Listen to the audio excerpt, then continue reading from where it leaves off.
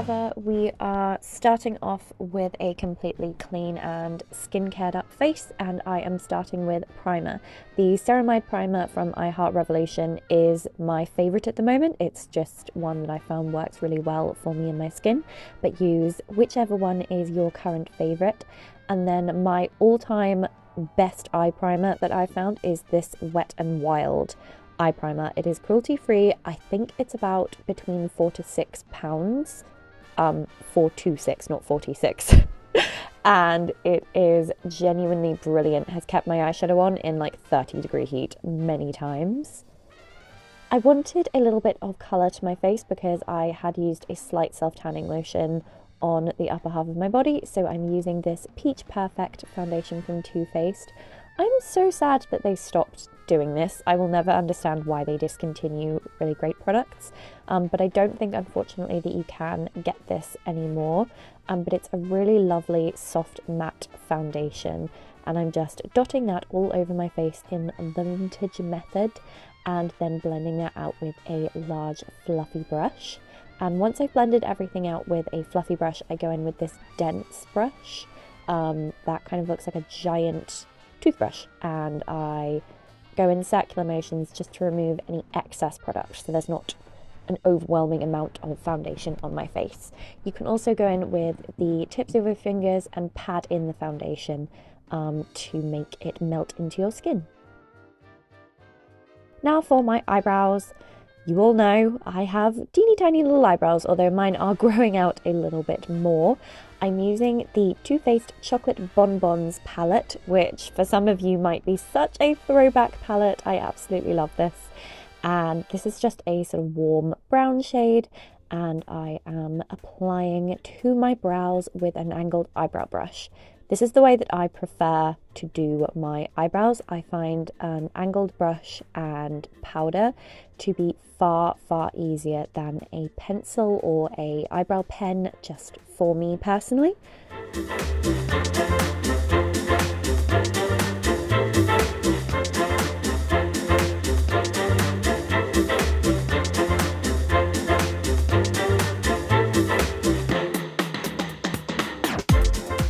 Then I'm just using this mascara spoolie by Besame to comb the powder through. Starting off with the eyeshadow, I'm using a light matte sort of white vanilla shade and applying quite heavily all over the brow bone to highlight the arch of the brows. Then I'm using the white chocolate bar palette and just taking a, again, sort of off-white vanilla shade, and I'm laying this down all over the lid into the crease. This is just going to provide a powder base, which will make it a little bit easier for the rest of the eyeshadow on top to blend.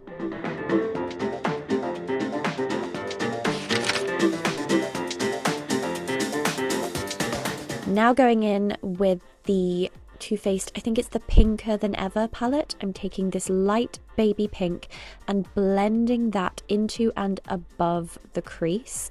I find that I need things to be slightly above my crease just for my eye shape to look the way that I want them to, and I'm just using back and forth sweeping motions, as you can see, sort of windscreen wiper motions, and then blending out into a slight V shape at the outer corner of the eye.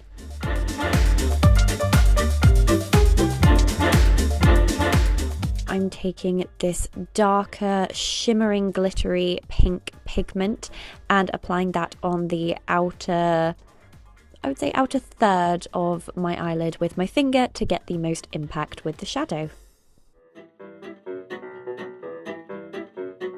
Now for some more sparkle. This PLouise pigment is absolutely stunning. I'm using it both on a brush and I also go back in with my fingers to apply to get this really gorgeous glittery inner corner. And then to connect those two shadows together, I'm using, again on my finger, this BH Cosmetics palette pink shimmery eyeshadow, and then going over all of the colours as I feel they are needed.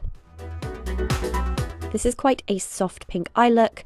I just wanted to match the tones in my dress. To provide a little bit of definition, I'm using a medium, very warm brown eyeshadow from the Wet n Wild Ice Cream Bee palette, which is one of my all-time favourite eyeshadow palettes, on a very fluffy brush, and keeping my eyes open and very relaxed, I'm just applying in the crease to get a little bit of depth and warmth to the look. Then using a little bit of pink along the lower lash line. Some people will say not to use pink on the lower lash line because it will make you look like you have allergies. I say because we're concealing, you'll be fine. There's a reason everyone raves about the Essence Lash Princess mascara, and it's because it's amazing.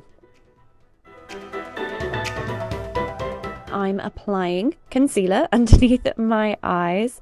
This is the Revolution Cushion Concealer. I really like the coverage and the way that this sits on my face, and I'm using it to conceal and then highlight.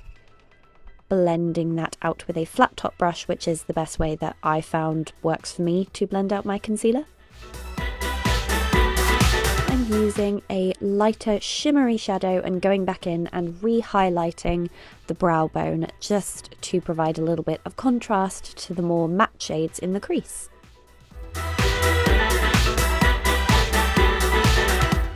Eyeliner time. Eyeliner time is always scary for me. I feel like I had really gotten to grips with eyeliner for quite a while, and now I don't know whether my eye shape has slightly changed or whether it's just me, but I find it to be quite stressful getting the wing in the right place to not go over kind of the fold of my eye.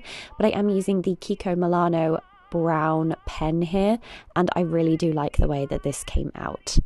My biggest tips for eyeliner are to keep your eye open, to have your elbow be supported on a surface.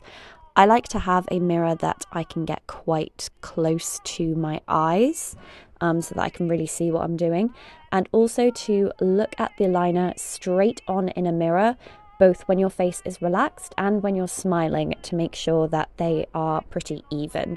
I know that my eyeliner will look even when my face is relaxed, and then I'll smile and one of them will look completely different. So that is my personal tip for making sure that they stay pretty close together. I was going to a dance and I have oily skin, so of course we have to powder our face with some loose face powder to keep everything nice and locked in and matte. That the whole entire world is long times when I'm smiling, Now it is time to define the features, first with contouring. When I'm watching this footage back, I would like to point out that my camera picks up a little bit more colour. So my bronzer looks far more intense here than it did in person.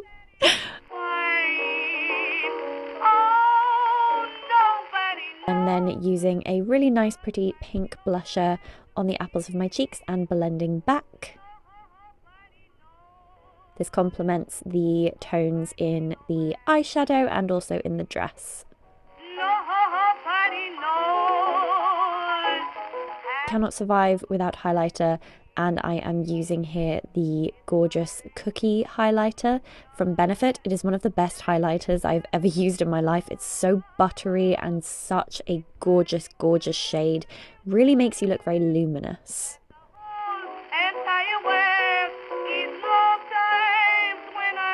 I wanted lipstick that was very red and very long lasting, so I chose this Essence Cosmetics 8-Hour Liquid Lipstick as sort of the base of the lip look. Applying, as you can see, on my lower lip, and then using a lip brush, which is my #1 tip for red lipstick, is to always use a lip brush no matter what medium you're working with. I just find it far more precise to create a nice shape. So outlining the upper lip, I always start with my Cupid's bow and go outwards. That's just the way that I was taught. And then I'm filling in with the Kiko Milano Wonder Woman metallic lip paint. I got this a couple of years ago for my birthday and I absolutely love it to this day. Formula is great, long lasting, feels wonderful on the lips, and leaves a really gorgeous colour.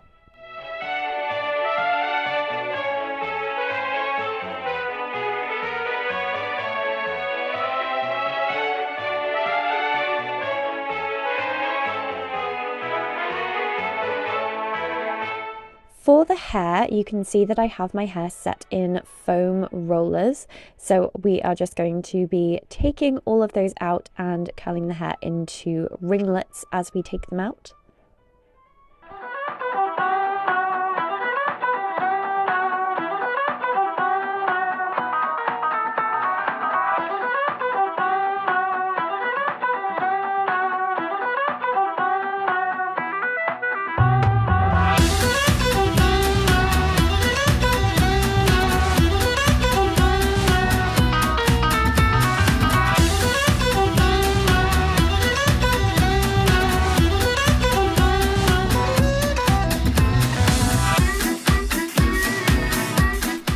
I wanted a sort of poodle look and piled updo on the top of my head, so I am taking that whole top section, brushing it through, and then allowing the fluffy curls to sit where they like and kind of arranging them and pinning them on top of my head.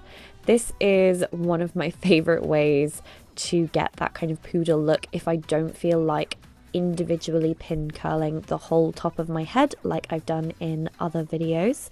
I find especially with these sort of peekaboo panels in my hair at the moment, it looks really, really pretty, and it's a really great hairstyle that you can wear on more of a casual day, dress up or dress down, and it's also great to wear through a few different days.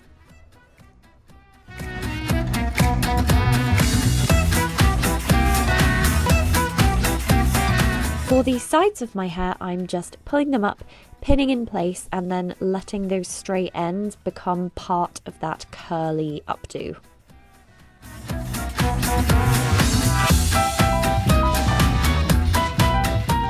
This is a great alternative if you don't want to do victory rolls on the sides. Again, I think with the sort of peekaboo coloured panels in my hair, this looks really, really nice, adds some pretty symmetry to the look that I really, really enjoy. Basically what you want to do is make sure that all of the hair is sitting how you want it to, and that it also feels nice and secure, and that there aren't any gaps that you're not happy with. This is a hairstyle that can be very easily tailored to however you like it.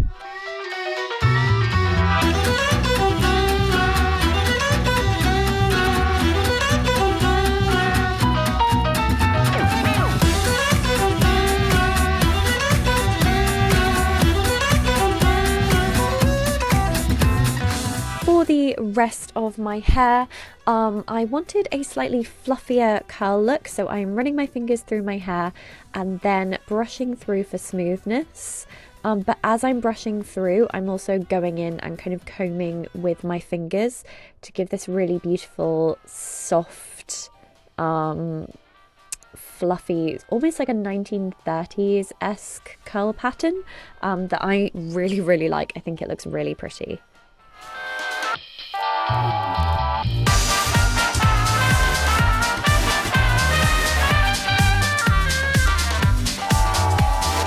Of course, you want to hairspray all of that into place.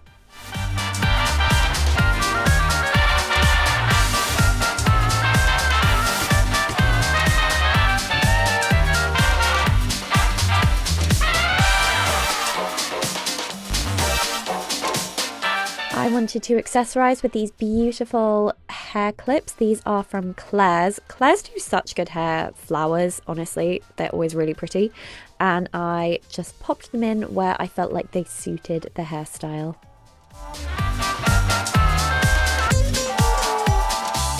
Got into my dress and then decided on earrings. I really liked these red dangly ones and these pearls. I'm kind of shaking my head together to see how much noise they would make and make sure they wouldn't drive me absolutely mental all night. And now we have the beautiful outfit. I am obsessed with this dress. I got it on Facebook Marketplace, but it is originally Miss Candy Floss, and I wore it with these gorgeous Betty Page shoes that I bought from my amazing friend Hannah. They are one of my favourite pairs of dancing shoes. I love that they're pink, and this dress honestly made me feel like a 1940s film starlet. You can see I have my What Katie Did petticoat underneath so that when the skirt swings open, there's a little something covering. And oh my goodness, I loved this outfit. I felt like a princess, a movie star. It was such a good feeling. The Red Feather Club 96th Bomb Group Museum in Eye is such an amazing venue. It was an American airbase during World War II and it's now been converted into a museum, and they have events quite regularly, including this amazing swing dance. This floor was so slidey. It was really fun to dance on. We had a performance from the Hot House Combo Band, and it was just an absolutely incredible night, and I loved every single second of it.